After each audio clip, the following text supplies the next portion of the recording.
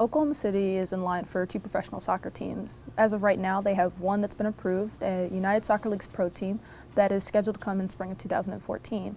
And next week, we'll see if they get a North American Soccer League team when Mr. Tim McLaughlin visits Dallas for the Board of Governors meeting for that league's meeting. And what ended up happening was Prodigal announced that they had partnered with ADG Incorporated, which is a locally owned architecture firm, and they are going to begin looking at plans for how they're going to design a soccer-specific stadium. And by soccer-specific, it means that it's made for soccer fans in terms of, comfort level for the fans and entertainment, things of that nature that a soccer fan would be concerned about, noise control for people who bring in instruments, things of that nature, so that you can have your rowdy fans, you can also have fans who are more with their family, things of that nature. Essentially, what we've learned here is that they're looking at 4 or 5 specific areas, and in the quote I use, he has 5 distinct areas that Mr. Funk and Prodigal are particularly looking at for the stadium of the future. There is no specific location that I was given, unfortunately, so we'll have to wait and see about that. But as of right now, what they're looking at and considering is, how is this going to fit in with the community? How are people going to adapt to having something like this around them?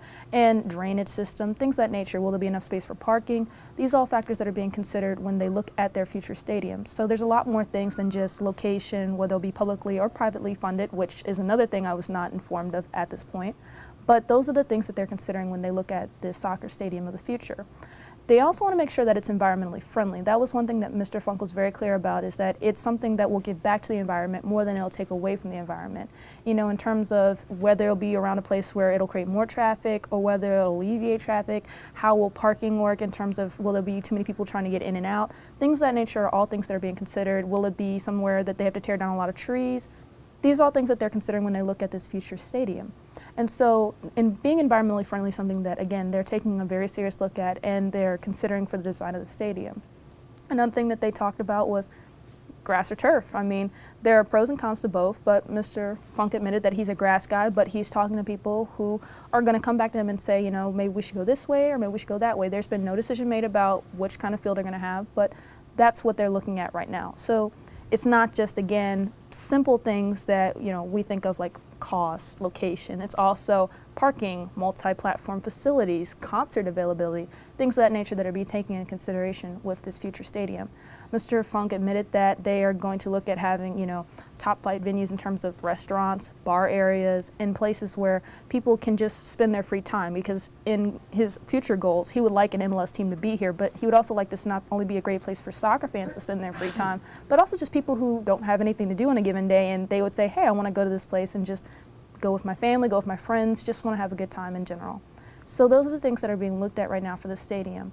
Other things that are being considered are, do you want to have other soccer stadiums around it? Do you maybe want to have other athletic facilities, around this specific stadium?